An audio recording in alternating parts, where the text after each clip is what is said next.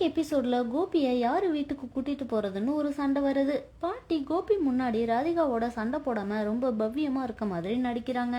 ராதிகா வெளியே போன உடனே பாட்டி கோபி கிட்ட எப்ப பார்த்தாலும் கத்திக்கிட்டே இருக்கா, நீ எப்படிதான் அவளோட வாழ்றியோ, பேசாம எங்களோட வீட்டுக்கு வந்துடுன்னு கூப்பிடுறாங்க. ஆனா கோபி அங்க வர்றதுக்கு யோசிக்கிறாரு. அப்புறம் பாட்டி, செலியன், இனியா 3 பேரும் கோபியை வர சொல்லி கம்பல் பண்றாங்க.